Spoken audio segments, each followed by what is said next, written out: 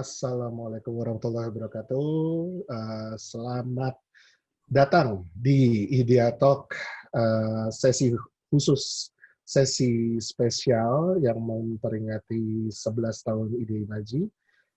Temanya adalah Inspiring Aspiration dan sesuai dengan sesuai dengan janji, hari ini kita kedatangan tamu spesial, CCO-nya The Little Giants, Creative Director-nya Nusa, Mas Boni Wirasmono. Nah, Mas Boni Wirasmono ini teman SMA kebetulan, dan kita jadi kayak lagi reunian. Karena reuni terakhir kita nggak ketemuan ya, bro ya? Nggak ketemuan, gue nggak datang. Nggak ketemuan, betul. Yeah. Waktu itu gue lagi nggak bisa ke Jakarta juga, jadinya gue di Bandung aja. Wah, sama ternyata. Nah, kita jadi nggak ketemu, jadi kita ketemuannya langsung aja nih di Zoom. Dan thank you banget udah nyempetin waktu buat diskusi dengan kita. Dan ya udah, gue banyak banget ini pertanyaan yang gue pengen tanya sama lo, serius. Lebih ke tentang usaha bisnis lo dan intellectual property lo yang saat ini lagi lo handle. Nah, mungkin gue pengen nanya dulu nih, yang pribadi dulu, semoga lo mau sharing. Ceritanya, gue kenal lo kan saat SMA. SMA lo IPA ya, kalau nggak salah terakhir ya? IPA, bener, IPA 2. Betul. Gua jadi pengen tahu gimana ceritanya bisa jadi seorang creative director dan bahkan sebelumnya seorang animator. Monggo. Oke, Assalamualaikum warahmatullahi wabarakatuh. Terima kasih, Bung Nudi. Bener, udah lama banget nggak ketemu ya. Terakhirnya di SMA itulah ya, kita ketemu. Habis itu belas nggak ketemu lagi. Gue coba jawab pertanyaan yang pertama ini, gimana ceritanya bisa sampai di titik sekarang ya menjadi creative director di Nusa. Memang perjalanannya agak ke kanan kiri ya, nggak lempeng ya. Memang bener, dulu waktu SMA emang gue IPA gitu kan ya. Nggak tahu kenapa masuk IPA, pokoknya masuk aja gitu kan ceritanya. Terus lulus, yang kepikiran waktu itu sama gue adalah pokoknya gue mau kuliah atau kerja apapun yang bidangnya komputer. Waktu itu kayak gitu.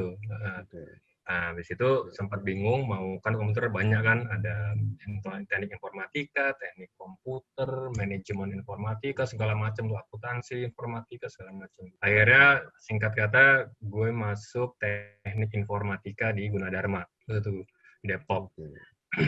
Jadi isinya tuh lebih ke programming ya, software, jadi coding, segala macam gitu kan. Nah, di situ gue mulai memperlihatkan ketidaktertarikan gue. Biasanya kan memperlihatkan ketertarikan ya, gue ketertarikan. Gimana coding itu kan sangat banget kental banget dengan logika pemrograman segala macam. Dan pada saat itu jujur aja logika gue kayak kurang nyampe aja gitu kan. Hingga waktu itu gue ngekos di Depok, satu kosan sama senior-senior lah ya di situ yang udah duluan. Terus gue sempat main ke kamarnya ngeliat dia tuh lagi main ini software 3D. Waktu itu masih pakai DOS, belum pakai Windows 3D-nya itu. Jadi buat gue ini menarik nih kan. Habis itu gue dipinjemin buku, gue baca-baca sendiri. Nah, terus gue di kampus itu kita di Gunadarma tuh ada namanya lab informatika, lab multimedia. Karena lab pemrograman, lab perakitan komputer, lab hardware, networking segala macam. Ada namanya lab multimedia. Isinya tuh ya semua membahas mulai dari audio, video, sound, semua yang berhubungan dengan multimedia lah, teks, foto. Nah, gue iseng-iseng waktu itu ngelamar sebagai asisten di lab situ. Nah, gue belajar segala macam, keterima.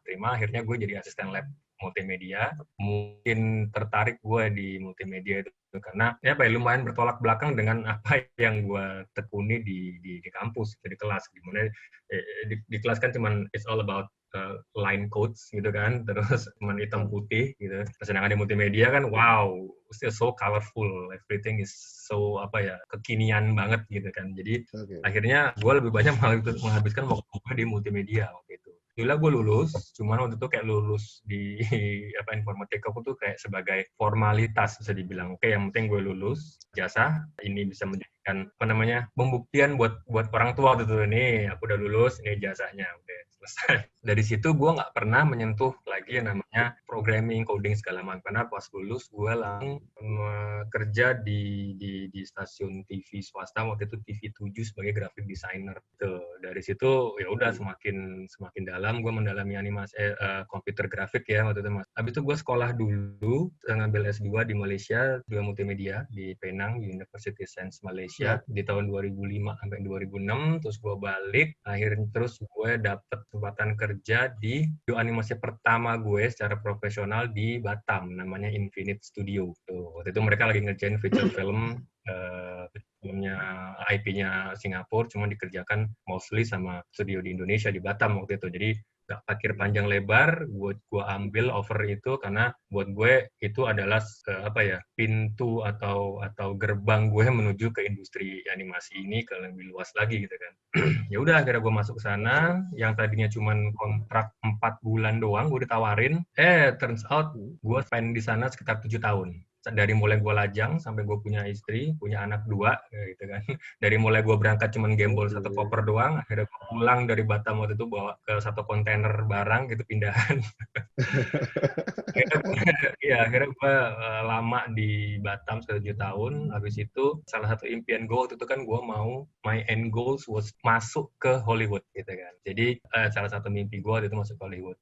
Dalam arti kayak cuman sekedar kredit nama gue, dari kredit title gue udah cukup senang gitu kan. Wah, ada nih siapa nih, animator Boni gitu kan, udah happy banget. Gue nggak harus jadi bintang film, gue nggak harus jadi apapun di sana, cuman masuk itu doang gue udah seneng banget. Cuma waktu itu ada kesempatan, waktu itu gue di Singapura, akhirnya gue sempat kerja di Singapura sekitar 3 tahun di One Animation, ngerjain proyek-proyek internasional gitu, walaupun belum Hollywood ya, masih yang sifatnya TV series gitu. Terus sampai 2017 akhirnya temen gue di Batam juga sekarang jadi CEO-nya Little Giants ngobrol sama gue ngobrol panjang, akhirnya dia ngajak gue balik lah, Bon yuk balik yuk kita bangun industri gitu kan. Pertama gue kayak masih yang secara idealisme gue masih pengen explore lagi nih, lebih jauh lagi nih, gue mau kemana, kayak ke Kanada, kayak ke US, ke Irlandia, kemana gitu, yang ya pursue my career gitu, pursue my goals gitu kan di industri. Cuman mendengar tuh ajakan yang gimana kita bukan sekedar mau memikirkan, instead of thinking about me,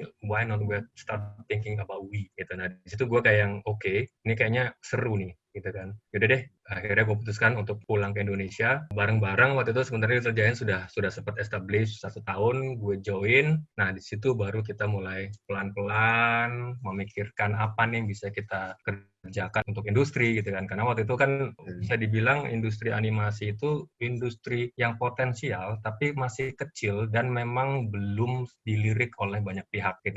Boleh jujur gue kayak gitu, karena itu tadi orang menilai animasi itu apa sih, kok kayaknya cuma bikin film kartun doang, terus bagaimana dengan bisnis modelnya, terutama buat para investor ya, ada keraguan di mereka untuk terjun atau menginvestkan ke dunia animasi itu kan. Udahlah mahal, lama, belum tentu balik untungnya segala macam gitu kan. Jadi belum ditambah lagi belum ada dukungan dari regulator ya, dari negara, dari kasih segala macam. Jadi kita kayak masih jalan sendiri nih masing-masing gitu kan, ada individu terus ada bikin studio, ya udah bareng. Nah gitu, ya udah akhirnya pelan-pelan kita bangun sendiri. Jadi kita waktu itu tidak mengharapkan apa-apa bantuan dari mana-mana. Jadi kita udah bottom up aja, kita udah nggak lagi. Memang harapan ada, kita pengen dapat bantuan secara exposure, kita berharap bantuan apapun itulah dari pemerintah ataupun dari regulator. Cuman waktu itu kayak kalau misalnya kita nunggu terus nih mau sampai kapan nih, gitu kan, ibaratnya kayak ayam sama telur aja nih, mau duluan mana nih. Udah akhirnya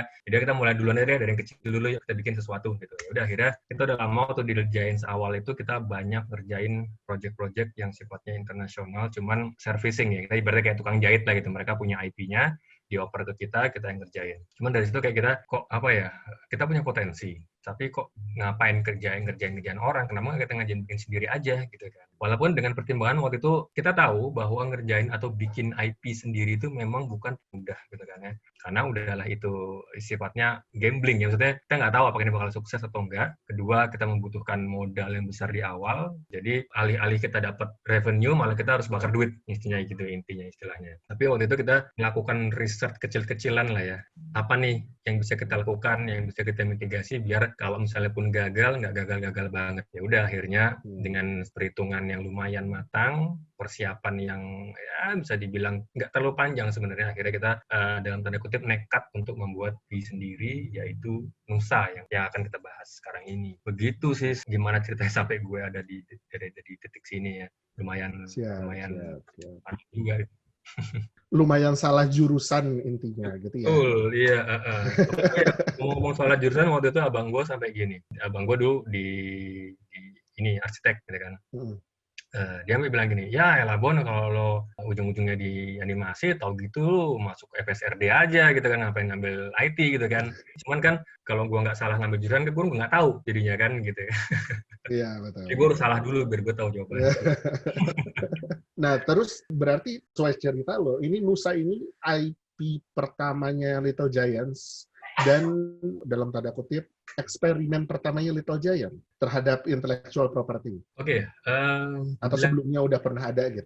Kalau IP pertama iya benar, cuman kalau eksperimen enggak. Jadi kita sebelumnya ini kita pernah ngerjain cikal bakal Nusa, cuman dalam konsep yang lebih sederhana, lebih tidak matang, lebih ngawur gitu ya. Kita bikin di awal-awal Little Giants kita bikin itu bikin kayak simple banget, bikin 2D pakai After Effects gitu. Pengisi suara juga karyawan-karyawan sendiri gitu kan, materinya nggak matang, eksekusinya standar gitu kan. Sempat kita launch di YouTube, ya subscribernya kita aja gitu, sekitar berapa puluh orang gitu.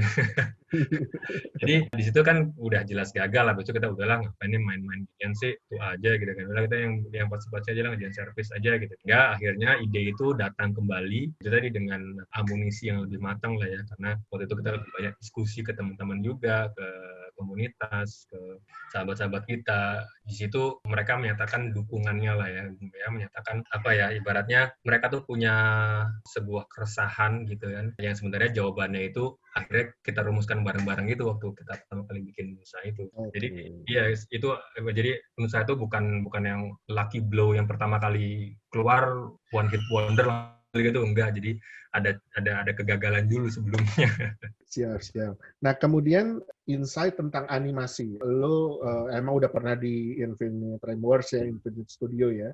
Nah, kemudian pasti kan di sana lo juga dapat beberapa insight tentang bisnis ini sendiri. Tapi sempet nggak sih ngumpulin insight dari daerah lain, maksudnya di luar Indonesia gitu, yang kemudian lo jadikan apa ya istilahnya rumus gitu memastikan Nusa ini sukses? Oke, menjawab itu gue bisa bilang ada dan nggak ada. Maksudnya gini, dalam arti waktu itu emang ketika gue di Batam, di Singapura, itu gue pikirkan adalah gue adalah seniman. Gue mau berkarya aja. Pemikiran seperti itu tuh tidak pernah gue exercise gitu lah. Apa yang bikin ini sukses, gimana bikin IP, market apa yang harus kita grab, segala macam tuh out of my table gitu ya. Jadi dibilang apakah gua ngumpulin itu enggak. Nah, cuman sedikit banyak kan akhirnya tuh cara tidak sadar itu gua tahu dengan sendirinya berdasarkan pengalaman, ngobrol sama teman kanan kiri, ngobrol sama bos, sama manajemen gitu kan. Nah, hingga akhirnya ketika kita bikin Nusa ini, semua memori itu otomatis ke-recall gitu. Dengan sendirinya kayak oh ya dulu begini, oh ya dulu gini. Ya gue ingat bukannya ini dulu gini ya, jangan sampai. Jadi kayak apa ya, terjadi secara tidak sengaja gitu loh. Jadi itu tadi bukan sesuatu yang gue catat dulu, oke, gimana caranya bikin IP biar sukses, gimana menghindari biar IP-nya gagal gitu kan, segala macam. Nggak pernah terjadi, cuman kita brainstorming, ide-ide itu atau pemikiran-pemikiran itu muncul gitu loh. Itu sih. Ya, karena kalau melihat animasi 3D, ini seingat gue pionir animasi 3D itu kan di tahun 2000-an, pertengahan 2000-an.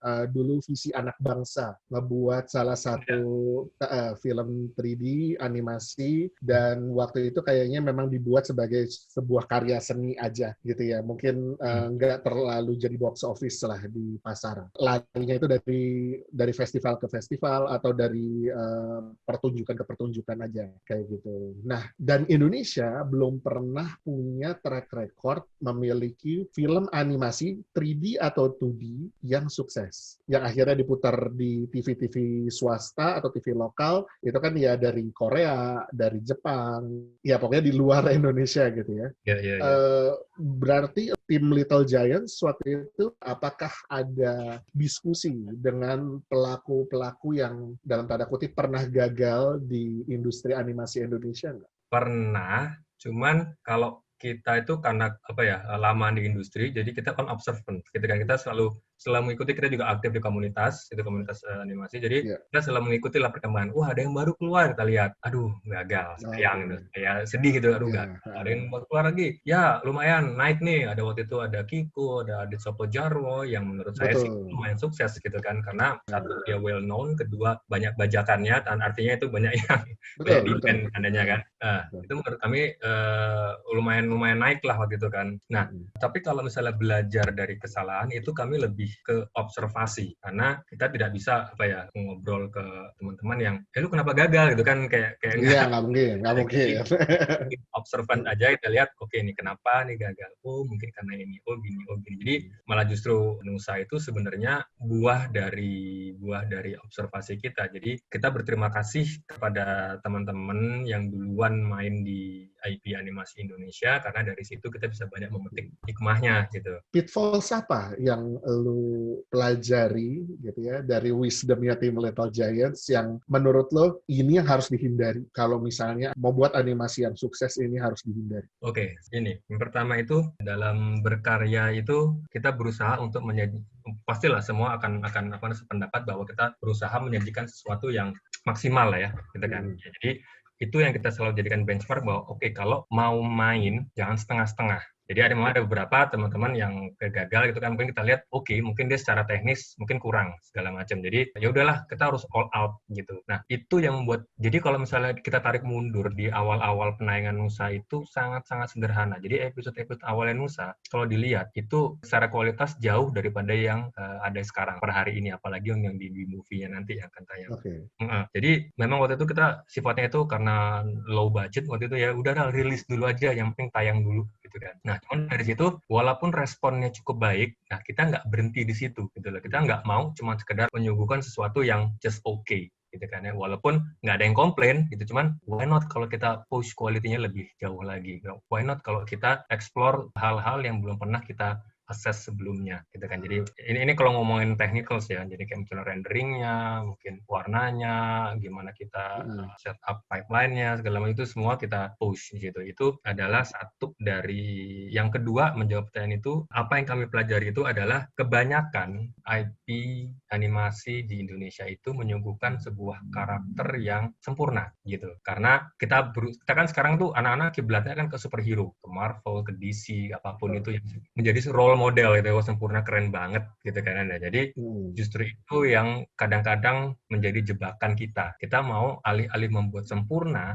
malah jadinya tidak natural gitu. Nah, kita mau menghindari itu. Kita gimana caranya biar si Nusa ini bisa relatable dengan kehidupan kita masing-masing, terutama anak-anak ya, karena kan ini marketnya anak-anak untuk Nusa ya. Dan biar anak-anak ketika nonton, dia akan melihat Nusa sebagai temannya gitu, bukan sebagai atasannya, bukan sebagai superiornya, bukan sebagai gurunya gitu kan. Jadi ketika nanti ada suatu pesan atau nasihat yang disampaikan melalui Nusa, dia tidak merasa digurui gitu. Jadi kayak merasa ditegur sama teman aja gitu. Jadi kayak ya beda kan kalau kita orang tua atau guru menegur anak sama mereka belajar dari temannya, kan daya resapnya kan beda gitu kan. Nah, kita berusaha gimana nih biar si Nusa ini bisa nempel di hati anak-anak, biar ketika kita menyampaikan sebuah message itu sangat bisa masuk, lebih mudah diserap sama anak-anak kayak gitu sih. Jadi jauh-jauh dari sifat sempurna. Nah, justru kita cari, ketika kita bikin karakter, kita cari apa nih yang bisa kita ambil sebagai kekurangannya dia gitu. Jadi ketika orang lihat, ini mah kayak teman gue gitu kan. Temen gue soalnya juga nggak pinter-pinter banget gitu. Ini juga ini temen gue nih, walaupun dia ganteng tapi nggak bisa naik sepeda atau apalah gitu kan, ada aja mesti kekurangan. Dulu gue pernah nonton salah satu film dokumenter Pixar. John Lasseter itu pernah bilang film animasi itu berhasil kalau penonton lebih peduli dengan ceritanya daripada teknik ngebuatnya. Betul Kayak sekali. gitu. Nah, seberapa persen lu bisa mengamini pernyataan itu? 120%. Jadi memang salah satu daya tarik atau daya kekuatannya dari tim Nusa ini karena kita itu lebih ke story driven gitu. Memang secara kualitas kita juga nggak mau yang bisa-bisa aja juga gitu. Cuman kita lebih fokusin ke story karena apa ya, dengan visual, dengan teknologi semua bisa ngejar, semua orang bisa bikin. Karena teknologi kan unlimited ya. Ketika kita generate sesuatu yang bagus, didukung dengan hardware terbaru, nanti bisa di-upgrade lagi. Terus nggak selesai gitu. Cuman cerita, apalagi kalau kita sampaikan secara storytelling itu dengan bahasa yang relatable gitu ya, itu akan lebih impactful. Jadi beda, ibaratnya gini deh, kalau misalnya kita mau ngajarin anak gue untuk membiasakan diri sikat gigi sebelum tidur. Sebenarnya ada dua cara kan. Cara pertama adalah gue bisa aja nyuruh dia sikat gigi dulu ya sebelum tidur, gitu kan. Gue bisa melakukan itu secara straightforward seperti gitu kan.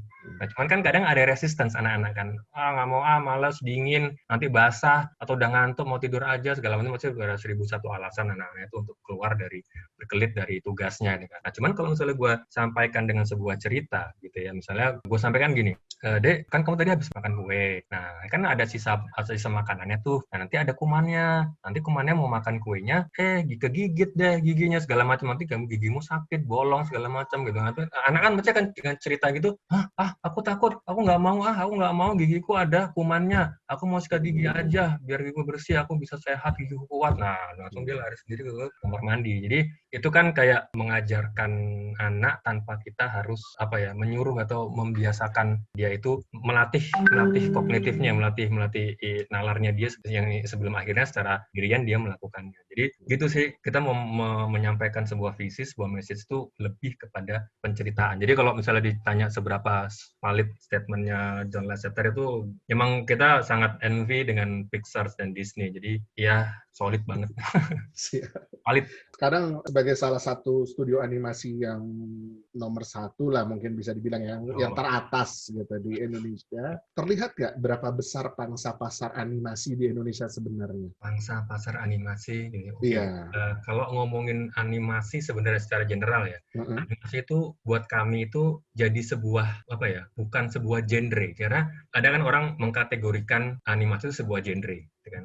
Justru menurut kami itu bukan. Jadi animasi itu sudah bagian dari the whole entertainment industry gitu kan. Di mana animasi itu sebenarnya mempunyai bahasa yang lebih universal. Dia bisa dinikmati dari orang umur 0 tahun sampai 99 tahun, let's say, kayak Lego kan, dari 0 sampai gitu. Jadi kalau ngomongin genre ya udah kita ngomongin animasi dewasa, animasi horor, ada kan animasi anak-anak, nah itu genre. Cuman kalau animasi itu sebenarnya bukan. Balik lagi ke market itu sebenarnya besar karena kayak sekarang ini sudah dalam tanda kutip ketergantungan ya dengan animasi. Konten-konten itu beberapa itu lebih menarik, terutama untuk edukasi anak-anak ya, lebih menarik kalau disampaikan melalui visual-visual seperti animasi. Jadi karena yang namanya anak kan tidak lepas dari imajinasi dan fantasi ya, dimana dua itu sangat mudah diterapkan di medium animasi. Beda kalau dengan live shoot. Live shoot ketika kita mau bikin fantasy, wah itu harus syutingnya harus ke bulan, harus segala macam, yang ujung-ujungnya sekarang juga mereka mengadaptasi visual effects gitu kan, gimana kita bikin film The Martian yang cuman syutingnya di gudang doang gitu kan, otomatis tapi green screen segala macam. Jadi tadi kalau seberapa besar pasarnya sih, saya rasa pasarnya sangat besar, terlihat dari pertumbuhan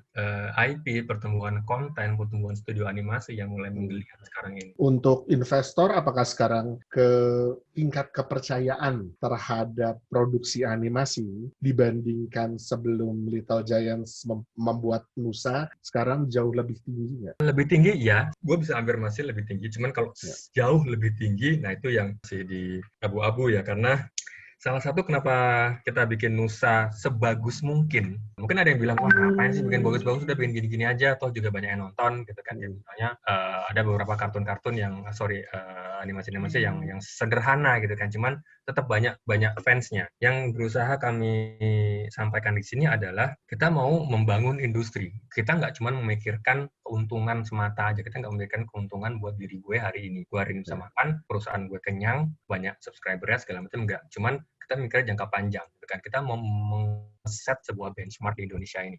Jadi kita berusaha untuk men-trigger teman-teman yang lain untuk yuk kita bikin yuk. Maksudnya kita berkompetisi secara sehat ya. Jadi bukan secara membutuhkan. Jadi yuk gue punya ini nih, gue punya Nusa nih. Jebret. Ini loh hasilnya kayak gini. Viewernya kayak gini, subscriber kayak gini. Yuk gimana nih kalian masa nggak pengen sih? Pengen gini? Yuk sama-sama gitu. Jadi itu yang tujuan itu yang pengen kita dapetin gitu. Jadi terbukti sih beberapa teman-teman tuh juga udah ada yang masuk ke situ, dan bahkan ada memang konten yang kami appreciate banget ya, memang keren gitu kan, terus terjadi pembicaraan dengan kita. Mereka mengakui bahwa mereka bikin itu karena terinspirasi dari Nusa. Buat kami itu sebuah, bukannya kita sombong atau gimana, gue inspiring nih, enggak, cuman itu kayak ya alhamdulillah dengan pergerakan kecil ini bisa membuat ekosistemnya ini lebih berkembang gitu. Hal apa biasanya ngebuat kreator-kreator ini mungkin nggak pede untuk memproduksi? Kalau ya dari lu ngobrol-ngobrol dengan para kreator animator di Indonesia, atau apa yang membuat jumlahnya sedikit? Apakah tidak pede, atau masalah biaya biasanya, atau masalah skill, atau hal lain? Ini adalah pertanyaannya menarik banget karena ini sebuah situasi yang sangat familiar di industri gitu ya, industri animasi tepatnya ya, di mana Indonesia atau bisa dibilang artis ya, seniman animator apapun itu memang kita sangat capable untuk membuat sebuah karya. Nah, tapi kita tidak tahu bagaimana menjualnya. Itu sudah merupakan paradigma yang rahasia umum lah di animasi. Bahkan ketika gue dulu di Singapura juga sama. Yang kita produksi, yang kita keluarkan itu hasilnya, maksudnya secara kualitas itu secara seni itu keren gitu kan. Cuman apakah ini berhasil di market, apakah ini bisa gain revenue segala macam, itu yang jadi tanda tanya. Maksudnya tanda tanya semua, buat semua ketika orang tuh mau nge-launch, itu yang buat mereka ragu, ini bakalan laku enggak ya, gimana kalau enggak, karena kan at the end of the day kan it's about business kan, gimana biar apa namanya, yang kita keluarkan itu bisa gain revenue gitu kan. Itu sih lebih kepada we don't know how to sell gitu, we don't know how to grab market, we don't know how to create market. Dan itu yang membedakan Nusa mungkin, yang membedakan Little Giants dalam hal itu. Ya, gue juga nggak bisa bilang bahwa kita sudah berhasil create market ya, cuman paling nggak kita sudah meminimalisir resikonya gitu. Jadi dengan apa ya, kita mungkin yang kita lakukan sekarang ini dengan membuat Nusa sebuah konten edukasi anak-anak Islami gitu kan, melalui animasi, itu kan kayak semakin mengerucut tuh, udah bikin animasi mengerucut, edukasi mengerucut, anak-anak mengerucut, Islami mengerucut gitu kan. Jadi kayak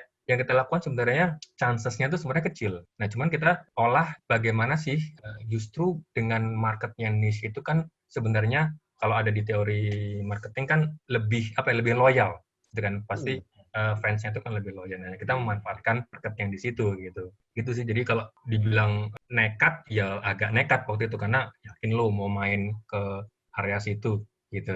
Cuman ya kita berhubung juga kita waktu itu merasakan apa ya. Jadi awal mulanya Nusa itu kan karena kita tuh berkembang dari keresahan dari teman-teman, dari orang tua, dari tenaga pengajar, dari teman-teman komunitas, dari pendakwah segala macam, bahwa di era sekarang digital ini kita kekurangan konten yang positif, konten edukatif yang positif lah, konten kebaikan gitu kan. Jadi anak-anak itu sekarang kan sudah mau nggak mau ya sudah pegang gadget kan gitu kan, mau makan gadget, mau ngapain kasih gadget, mau ibunya lagi kerja kasih gadget gitu ya ibaratnya. Jadi apa nih, kayak sekarang orang tua dilema, mau gue kasih gadget nanti dia nonton aneh-aneh, nggak gue kasih nanti rewel segala macam, apalagi sekarang hari gini nggak megang gadget gitu kan ya, masih ada pemikiran. Jadi kita akan mencoba mengisi kekurangan itu, kita mengisi gapnya itu, di mana ada demand tapi supply-nya masih kurang. Ya udah ya. Sebenarnya apa yang dilakukan Nusa ini cuma sepersekian persen dari kebutuhan atau demand dari satu orang Indonesia. Cuman kita will do it anyway, karena itu tadi, siapa tahu dengan ketengahan Nusa ini men-trigger teman-teman yang lain buat ikut bareng rame-rame memerangi musuh yang sama.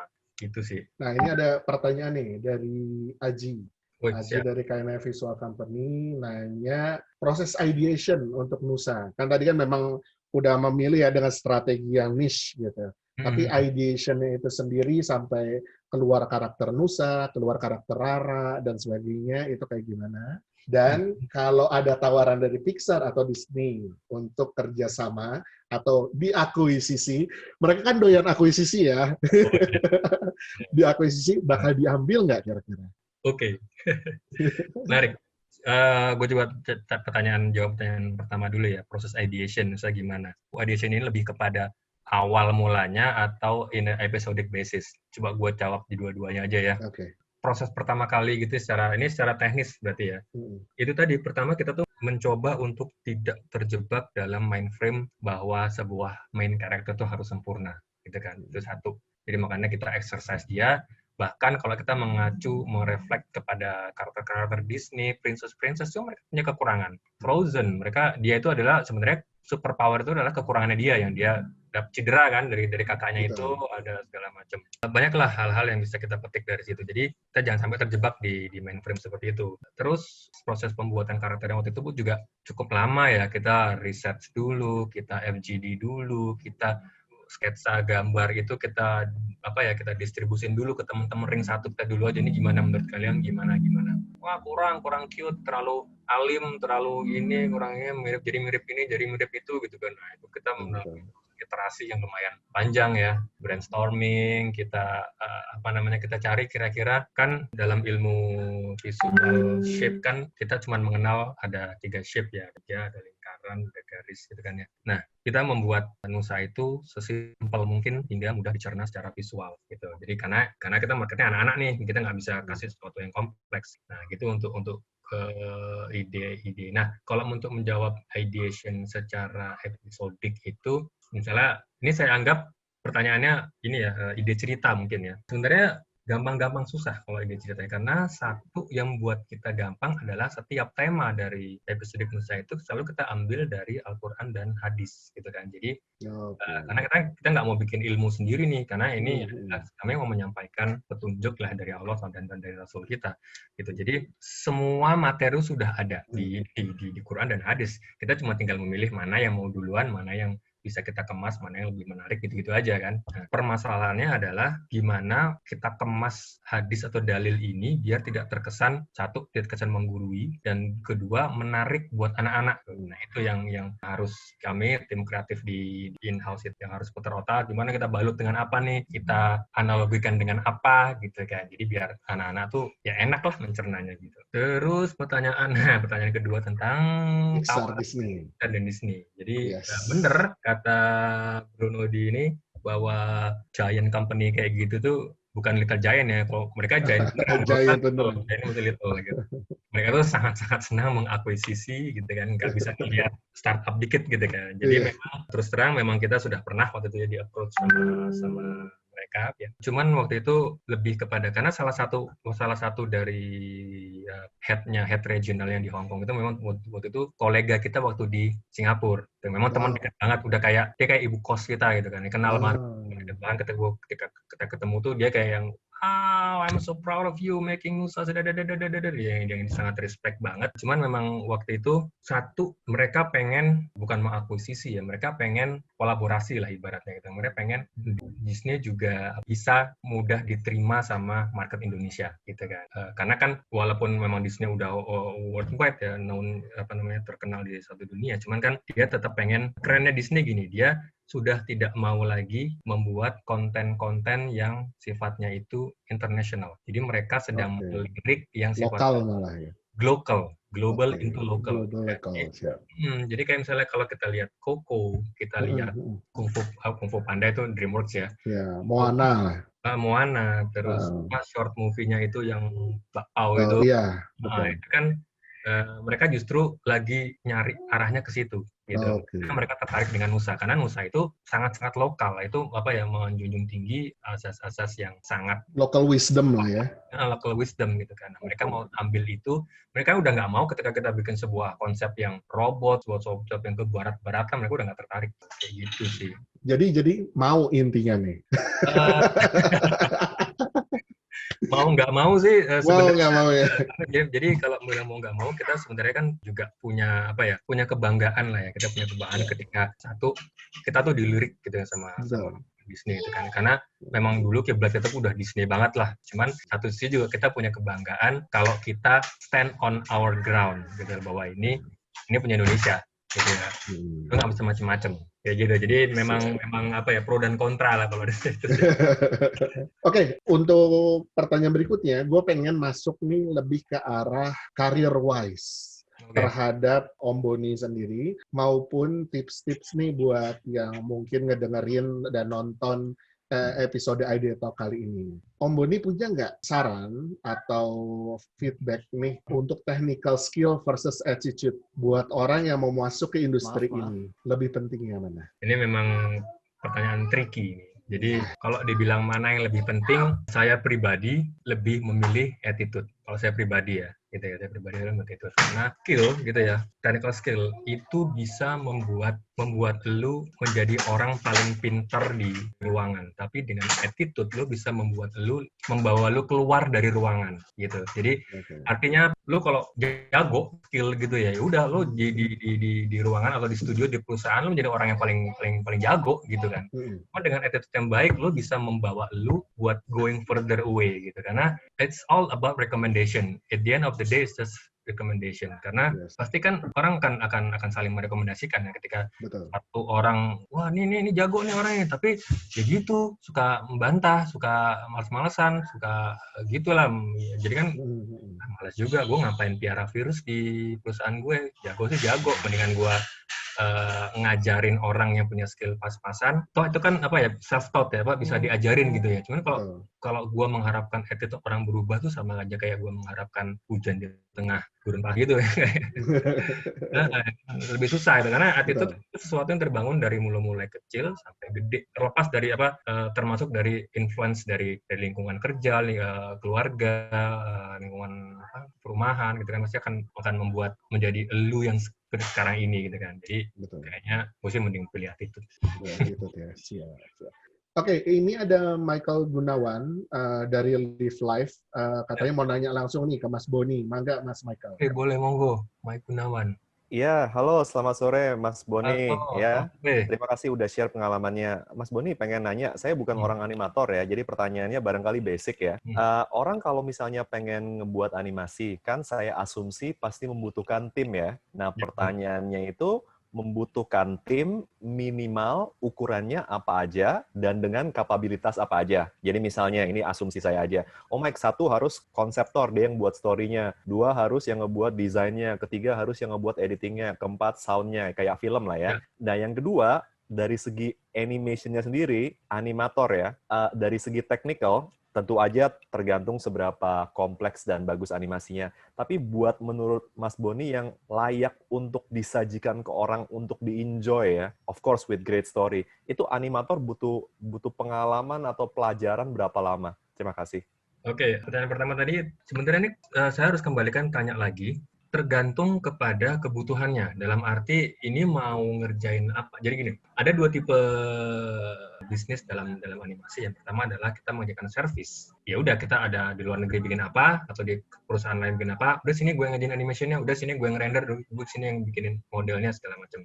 Yang kedua adalah kita generate our own IP. Untuk menjawab yang pertama, jelas itu harus di set di awal ketika kita mau bikin perusahaan gitu kan. Oke, gue mau bikin perusahaan animasi, visi misi gue apa? Oke, gue mau menjadi studio animasi servicing terbesar di Asia Tenggara misalnya gitu kan. Otomatis lu membutuhkan orang yang sangat banyak karena lu akan menerima banyak sekali proyek dari luar negeri, perusahaan lain gitu kan. Jadi nanti akan ada divisi proyek A, divisi proyek B, proyek C segala macam. Nah, beda dengan ketika kita inisiasi di awal tuh, oke, gue pengen jadi Pixar-nya Indonesia, Pixar Indonesia, which is Pixar kan terkenal sebagai studio yang generate IP, gitu kan. Otomatis size-nya juga bisa dibilang nggak terlalu besar. Dia cuma butuh konseptor, dia cuma butuh orang-orang storyteller, dia butuh creative directors, dia butuh sutradara, dia butuh orang-orang yang lebih berat fokusin di pre-production gitu. Jadi sebenarnya kalau mau tanya seberapa besar dan seberapa kompleks size timnya itu, ya balik lagi kepada tujuan awalnya gitu. Jadi tidak ada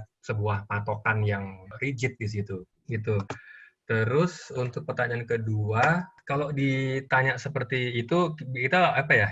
Animasi itu kan masuk ke dalam industri yang sifatnya art ya, seni. Jadi bukan seperti kalau kita buka lowongan kerja di bank, gitu kan, membutuhkan atau di mana di account eksekutif minimal bekerja selama 5 tahun di industri ini, 3 tahun di mana, gitu kan. Itu kan sebuah pencapaian KPI yang sudah terukur, gitu kan. Ada di mana di animasi itu nggak berlaku lah, gitu kan. Mungkin kalau dilihat dari penjelasannya, mungkin tadi Mas Mike tadi juga udah paham tentang dunia film ya kalau nggak salah ya. Jadi kurang applicable kalau diaplikasikan ke industri animasi karena yang kita nilai itu lebih kepada seni. Seni kan subjektif, kita nggak bisa on paper, nggak bisa kita convert. Oke, Pixar ini untuk animasi nilainya 9, untungnya nggak bisa gitu kan, karena ya it's about taste, selera mata masing-masing gitu kan. Ya kebenaran aja Pixar tuh masuk ke dalam selera lebih banyak orang gitu. Tapi kalau misalnya mau berapa tahun sih sebenarnya depends ya, karena kami di Little Giants pun dari dulu pertama sampai sekarang ada tuh orang-orang yang sudah pengalaman, ya udah mengaku-ngaku senior lah ya, senior animator, tapi di challenge head to head sama yang junior, tapi punya skill yang luar biasa, kalah tuh seniornya gitu. Jadi tidak ada angka yang bisa memastikan bahwa 5 tahun lo harus senior, 7 tahun lo harus jadi lead, 8 tahun supervisor, nggak ada patokan seperti itu sih. Jadi tergantung kematangan kita aja, kematangan para artis itu sendiri. Oke. Gitu. Gimana, Mas Michael? Udah cukup atau mau ada pertanyaan lanjutan? Terima kasih, sangat membantu. Terutama yang seni, saya setuju banget ya Mas, ya kagak ada patokan. Tapi kalau misalnya dari segi belajar sekolah gitu Mas, apakah ada yang namanya minimalnya? Oh, biasanya kalau sekolah itu minimum 4 tahun. Tentu aja nanti pengalaman terserah 2, 3, 4, tergantung dari seberapa mereka terjunnya ya. Jadinya mereka bisa mikir, misalnya gini Mas, kalau dokter, setengahnya saya harus dedikasiin 7 tahun buat sekolah, habis itu praktek ya. Jadi setengahnya 10 tahun lah sebelum saya jadi dokter ya. Again, ini kasar aja Mas ya.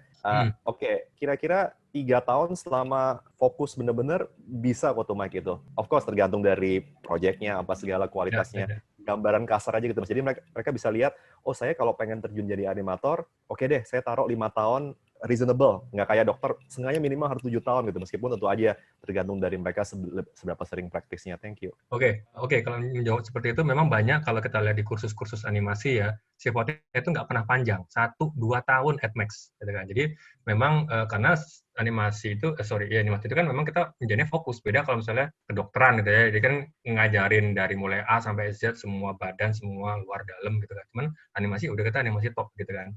Itu kalau misalnya intens cara belajar memang 1-2 tahun itu mungkin sudah cukup ya kalau misalnya dia memang benar-benar passionate di situ, memang dia benar-benar mencurahkan semua waktunya, semua effortnya, semua usahanya ditumplekan situ, saya rasa 1-2 tahun cukup. Dan juga kenapa nggak perlu lama-lama, banyak sekali karena banyak kasus yang pelajar animasi itu sudah cepat puas. Ketika dia belajar baru bisa bouncing ball, dia udah ngerjain macam-macam. Dia dari 11 prinsip animasi, 12 prinsip animasi itu, ketika dia baru bisa 3, dia udah mencoba ngerjain sebuah proyek yang kompleks gitu. Jadi itu justru yang membuat mereka tuh distracted sama tujuan awalnya. Jadi ya ibaratnya kayak dia baru bisa nganimate sebentar, ada tawaran, so bikin ini dong, gue kayak bisa nih, udah gue mendingan gue kerja, gue tinggalin aja itu sekolah gue. Nah itu sih banyakan yang bikin mereka gagal ya dalam perjalanannya. Pertanyaan lanjutan dari gue malah jadi sedikit nyambung nih sama penjelasan Om Boni tadi tentang beberapa orang yang banyak kasarnya melaju terlalu cepat daripada seharusnya kayak gitu. Karena untuk seorang pekerja kreatif ngelihat track recordnya Om Boni, ini buat saya pribadi ini membuat saya ngacungin jempol lah. Soalnya konsistensinya itu loh. Karena banyak ya, biasa lah ya, kalau di dunia kreatif mungkin baru bisa basicnya, kemudian menyatakan diri dari jadi founder, jadi spesialis, jadi ahli ini, ahli itu gitu ya. Sedangkan Om Boni ini baru membuat The Little Giant dari tahun 2017. Sebenarnya The Giant sendiri berdiri 2016, cuman 2016, gue 2017. Nah, itu setelah sekitar 10 tahun berkarir. Iya, kira-kira. Betul ya. Jadi artinya ada proses tuh di sana sebagai, dalam tanda kutip, pekerja kreatif dulu sebelum jadi pemimpin kreatif. Kayak gitu. Nah, seberapa penting sih kita memiliki pengalaman sebagai pekerja kreatif untuk menjadi pemimpin kreatif yang baik? Wah, ternyata Om Nodi ini cukup observan juga. seberapa penting buat saya sangat penting gitu kan. Karena bagaimanapun juga ya kita yang tahu lah ya gitu kan, kayak ibaratnya orang mau bikin studio foto ya orang kan harus ngerti fotografi gitu kan, nggak bisa dari orang petani bikin studio foto gitu. Nah, pentingnya karena apa ya? Karena dulu itu gua itu ketika di Batam 7 tahun itu gua udah sempat mencoba beberapa divisi departemen gitu kan. Jadi gua itu ini lucu nih, gua ngelamar kerja waktu itu, ini agak teknikal bahasanya, gua ngelamar kerja di sana sebagai modeler. Modeler itu orang bikin model gitu ya, modeler. Terus gue ditelepon, diterima, gue ikut tes. Tesnya animasi. Gitu, animasi. Habis itu gue apply-nya modeler. Diterima sebagai render artist. Sampai sana gue dites, dikasih modul, disuruh training render. Udah ngerender, udah baca modul segala macam. Terus udah saatnya sekarang gue masuk terjun ke kerja. Oke, gue kerja sebagai set dress artist. Jadi itu beberapa disiplin yang gue belum mulai kerja aja udah pindah-pindah gitu. Nah di sana juga begitu, ketika kan kerja kan berdasarkan posisi yang kosong aja gitu dulu tuh. Jadi misalnya lu tahun pertama gue jadi set dress artist, udah selesai proyeknya set dress, lo mau lanjut mau, cuman gue ada posisi ini doang, udah deh karena zaman dulu kan gue take everything ya, pokoknya gue survive, gue bisa ada pengalaman baru gitu kan. Ya udah ada animasi, ya udah animasi. Kan gue nggak bisa, ya udah belajar dulu. Ya udah gue belajar animasi. Itu sama animasi selesai, adanya layout, gue ke layout, adanya rigging, technical segala macam. Jadi akhirnya gue paham sekarang ini kenapa gue itu Allah memposisikan gue main celak kayak gitu ya, to becoming me yang sekarang ini, gue yang sekarang ini, karena tanpa gue punya ilmu yang dulu itu mustahil gue bisa mengerti banyak hal yang kayak yang gue lakukan sekarang gitu kan. Jadi itu tadi sangat penting semua pengalaman yang kita harus belajar dari nol dulu, dari kroco dulu, hingga akhirnya semua pengalaman itu yang bisa kita tarik menjadi sebuah ramuan gitu, ramuan yang akhirnya racikan itu sempurna di hari akhirnya gitu sih. Suka dukanya dong Om Bon sebagai seorang animator dan sekarang menjadi seorang kreatif director di dunia animasi Indonesia. Dunia animasinya yang belum matang, masih terus berubah. Apa sih suka dukanya? Ya, sukanya dulu kali ya. Sukanya gue menekuni sebuah bidang yang nggak semua orang tahu gitu kan. Jadi kayak anti mainstream gitu kan. Orang ke bank, ke dokter, ke mana perusahaan minyak gitu kan. Gue animasi gitu kan, sesuatu yang wow, ini kayaknya out of the box nih, beda sendiri nih orang gitu kan pada fitrahnya kan orang tuh kayak pengen menonjol kan, pengen berbeda daripada yang lain kan. Orang baju hitam dia mau baju orange gitu, jadi beda sendiri gitu kan. Jadi kayak ada kebanggaan lah ketika gue berbeda dari yang lain gitu. Dukanya justru dengan alasan yang sama orang jadi nggak tahu apa yang gue kerjain gitu.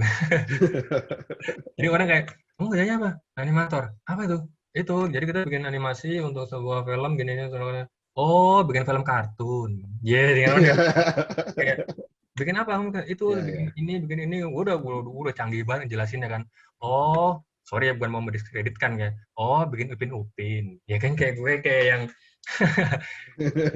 agak capek sebenarnya, gue selalu dibandingkan dengan Upin yang gitu-gitu karena memang itu adalah fenomenal tuh munculnya Upin ya. Itu breakthrough-nya memang luar biasa, impact bahkan sampai ke negara kita gitu. Jadi orang tuh relate-nya animasi adalah Upin, that's it. Dengan apa kek? Oh, ini Wall-E ya kan, keren gitu kan. Jadi itu agak sedih sih. Ada lucu lagi, ini dilepas nih, jokes aja. Jadi temen waktu itu tanya sama neneknya tuh siapa gitu ya, yang old school lah namanya nenek kan. Kamu kerja jadi apa? Animator. Hah, apa? Cuci motor. Saking itu pekerjaan nggak familiarnya gitu. Gitu sih. Iya. Sekarang sekaligus untuk menjadi penutup ya, dari Om Boni punya tips nggak buat mereka yang sedang berpikir untuk masuk ke industri animasi atau yang mungkin sedang berada di persimpangan karir antara masuk atau tidak, atau memilih yang lain, atau masuk ke BUMN, biasanya gitu ya. Itu lebih menarik biasanya. Kayak gitu. Dan apa kata-kata motivasi mungkin buat mereka? Silakan Om Bon. Apa ya, gini deh, buat teman-teman yang galau mungkin ya. Karena saya pun waktu itu jujur bukannya galau ya, saya waktu itu memang firm mau masuk ke dunia komputer grafik gitu. Cuman memang sempat ada pertentangan orang tua waktu itu lah, kayak kamu ngapain gini, bisa jadi apa itu. Udah mending kayak papa aja, gini jelas, dapat asuransi, dapat ini gitu kan ya kalau. Nah, cuman karena saya mengalaminya, cuman satu yang mungkin tadi yang sempat di-raise sama Om Nodi tadi tentang persistence-nya saya gitu kan ya. Persistence-nya gue. Jadi memang dari awal tuh intinya gini deh, apapun yang kalian pilih nanti gitu ya, pastikan kalian tahu objektifnya. Kalian tahu goal ke depan tuh mau jadi apa. 5, 10, 15 tahun lagi kamu mau jadi apa, itu kamu udah harus tahu dari mulai sekarang.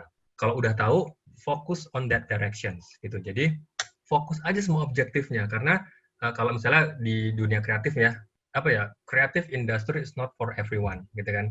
Nggak semua orang bisa paham apa yang sedang dikerjakan sama teman-teman di dunia kreatif kan.